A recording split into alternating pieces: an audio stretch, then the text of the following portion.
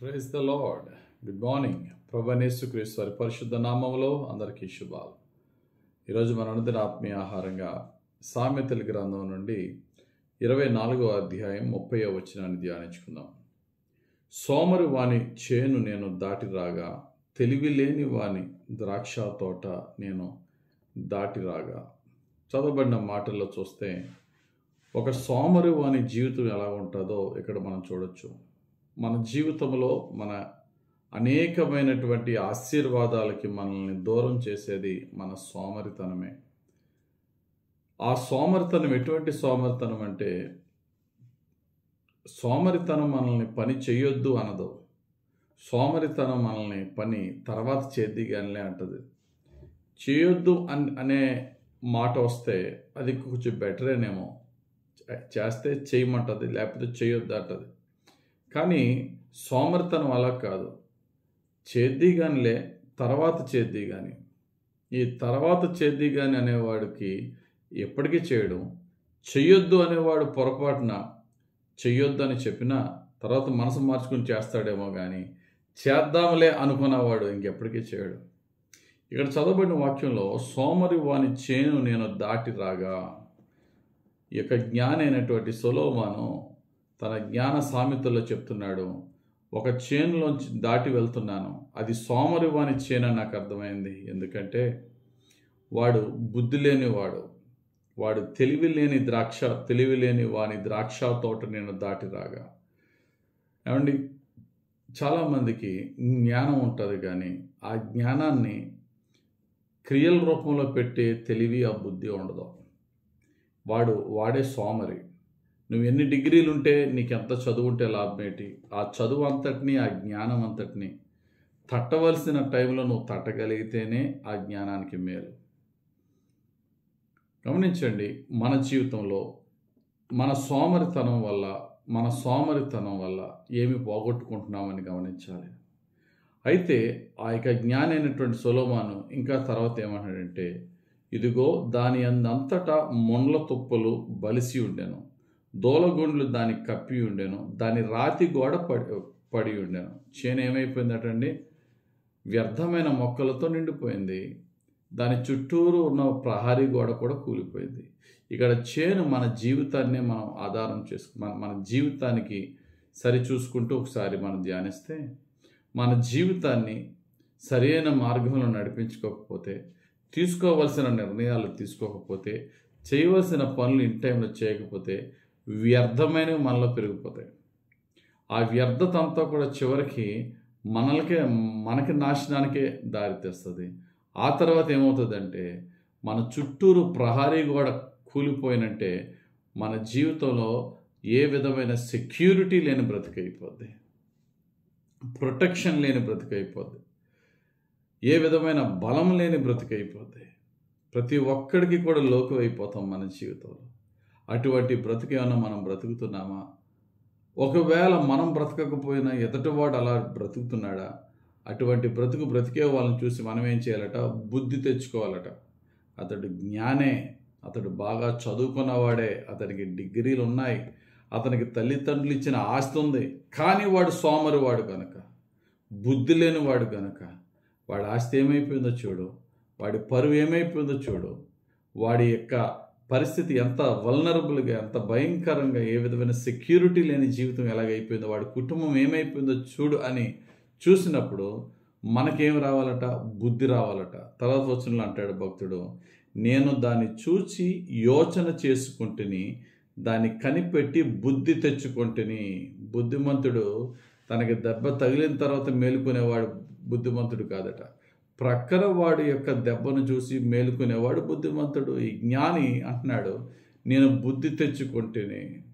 ఒకవేళ మన జీవితంలో మన సోమరితనం వల్ల ఏమైనా కోల్పోయామా? కష్టపడవలసిన టైంలో కష్టపడకుండా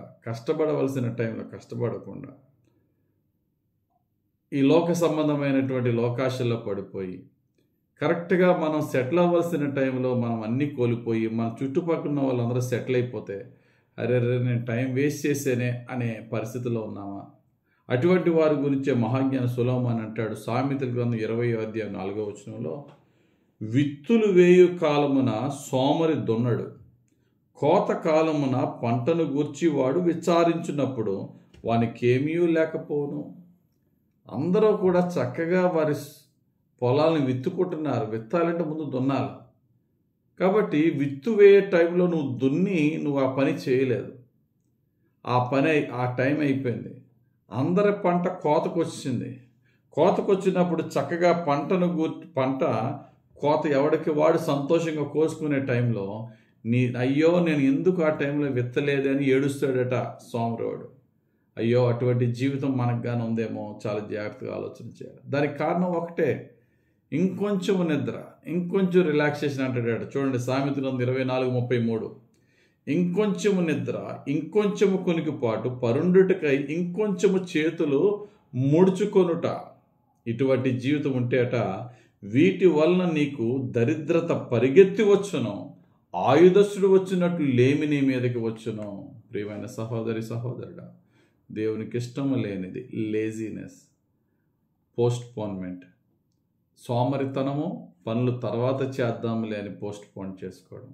యేసు ప్రభు జ్ఞానవంతుల్ని తన శిష్యులుగా చేసుకోలేదు. బాగా చదువుకున్న వారిని ఆయన శిష్యులుగా చేసుకోలేదు. కష్టపడి పనిచేసిన వారిని, మాటకు విధేయత చూపించిన వాడిని చేసుకున్నాడు ఆయన శిష్యులుగా. పేతురు గారు ఆయన శిష్యుల ప్రధానుడు. అటువంటి పేతురు ఒక్క చేప కూడా పట్టలేకపోయాడు రాత్రంతా కష్టపడిన. పేతురు గారు యేసు ప్రభు చేత మొట్టమొదటిగా పిలువబడినప్పుడు పేతురుని యేసు ప్రభు అన్నాడు, చేపలు ఏమైనా పడ్డాయి? ఒక్కటే పడలేదు, రాత్రంతా వేసాను. వేసే మళ్ళీ వేయమన్నాడు. రాత్రంతా వేసి వల్ల కడుక్కున్న తర్వాత వేయమన్నావు, నీ మాటకు లోబడి వేస్తానని మళ్ళీ వేసాడు. అక్కడ ప్రభువుకు నచ్చింది రెండే, చేప పడిందా లేదా కాదు, రాత్రంతా కష్టపడ్డావా లేదా. ఫస్ట్ పాయింట్ నచ్చింది. రెండోది, అంత కష్టపడి ఒక్క చేప పడకపోయినా వల కడిగేసుకున్నా మరలా నేను ఏమన్నప్పుడు నువ్వు లోబడి వేసో చూసావా, ఆ విధేయత నచ్చింది. కాబట్టి ప్రియులారా, నీ జీవితంలో నా జీవితంలో సోమరితనం ఒకవేళ ఉంటే, పనులు తర్వాత చేద్దాంలేని పోస్ట్పోన్మెంట్ ఉంటే, నిద్ర పట్ల ఎక్కువ ఆసక్తి కలిగి ఉంటే, పని మానుకుని మరి మన యొక్క సుఖాల కొరకు మనము సమయాన్ని వ్యర్థపరుస్తుంటే లేమట ఆయుధస్తుడు మన మీదకి అటాక్ చేసినట్టు లేమి వస్తుందట. పౌలు భక్తుడు అంటారు తెస్సలోనికి రాసిన 2వ పత్రిక 3:10లో, మరియు మేము మీ యొద్ద ఉన్నప్పుడు ఎవడైనాను పని చేయనొల్లని ఎడల వాడు భోజనము చేయకూడదని మీకు ఆజ్ఞాపించితిమి కదా. పని చేయని వాడు భోజనానికి అర్హుడు కాదని. కాబట్టి ప్రియులారా, ఈరోజు ప్రభు ఇచ్చిన వాక్య ప్రకారంగా రిలాక్స్ అవుదాంలే, తర్వాత చేద్దాంలే, పనిని పోస్ట్పోన్ చేయొద్దు. ఏ పని ఆ రోజు వెంటనే చేద్దాం, కష్టపడదాం, కష్టపడి తర్వాత భోజనం చేద్దాం, దేవుని ద్వారా ఫలము పొందుకుందాం. దేవుని పిల్లలకి తెలివైన వారు, జ్ఞానవంతులు, దేవుని యొక్క శిష్యులుగా, దేవుని పిల్లలుగా దేవుడు చేర్చుకోడు. కానీ కష్టపడేవారు, ఆయనకి విధేయత చూపేవారిని దేవుడు ఆయన సేవకులుగా వాడుకుంటాడు. అన్ని రంగాల్లో దేవుడు వారిని దీవిస్తాడు. దేవుడు మనలో సోమరితనాన్ని తీసేసి, పనులు పోస్ట్పోన్ చేసే జీవితం తీసేసి, కష్టించేవారుగా, మేలుకొని ముందుగా నడిచేవారుగా పరిశుద్ధాత్ముడు మనల్ని నడిపించునుగాక. ఆమేన్. పరిశుద్ధుడు, ప్రేమ కలిగిన తండ్రి, ఈరోజు ఇచ్చిన వాక్యం మాకు మేల్కొలుపుగా మా యొక్క కుటుంబాలని, మా యొక్క గృహాలని, మా చేతి పనులను, మా వ్యాపారములను, మా పరిచర్యలను ముందుగానే మేలుకొని పరుగులెత్తి పనిచేసేవారుగా, పనిచేసి రిలాక్స్ అవ్వాలి కానీ రిలాక్స్ అయ్యి పనిచేసేవారుగా కాకుండా నీ పరిశుద్ధాత్మతో మమ్మల్ని నడిపించమని యేసు నామములో ప్రార్థించి వేడుకొంచున్నాము తండ్రి. ఆమేన్. తండ్రి యొక్క కుమారుని యొక్క పరిశుద్ధాత్మ దేవుని అభిషేకం మనలను ప్రభువుకి ప్రీతికరంగా నడిచేవారిగా పరిశుద్ధాత్ముడు నడిపించి దీవించునుగాక. ఆమేన్. God bless you. Have a very blessed day.